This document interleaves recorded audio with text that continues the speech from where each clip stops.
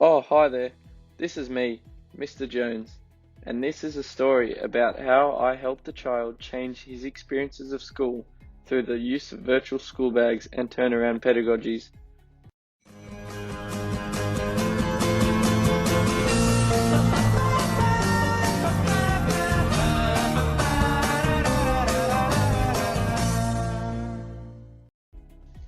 As it was my first day as an SLSO, I was overexcited to gain experience and work with all kinds of children at this new school my sister had worked at previously.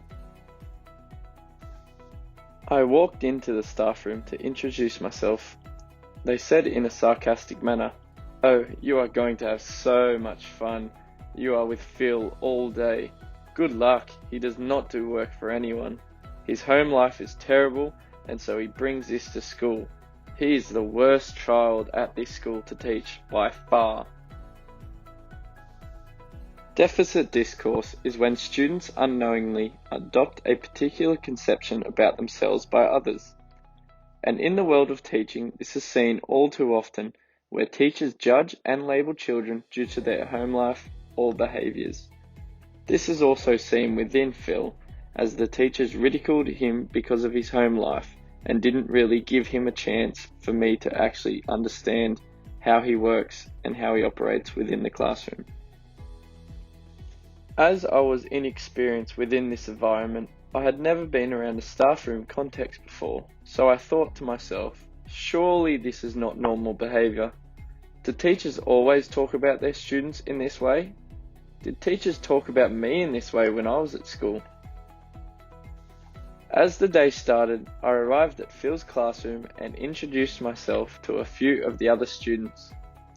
In a loud voice, their classroom teacher said for all the students to hear, "Mr. Jones, you are working with Phil over here.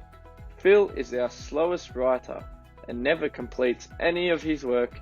Well, this is your job. You can try to fix this."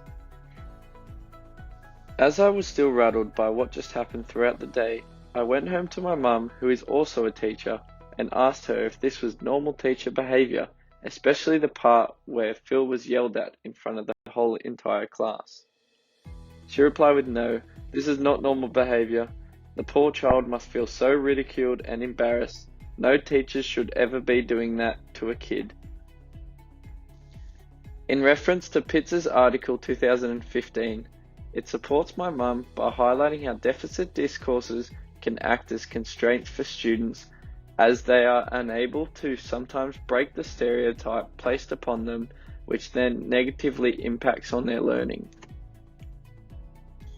Once I started to work with Phil, I started to create a meaningful and positive relationship with him, whereby he trusted me and felt respected as though he had never done with other teachers.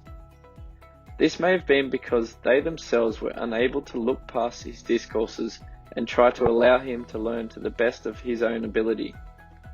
This is a notion of where virtual school bags can come into handy for my own dealings with Phil and allowing him to finish and progress into a sufficient learner.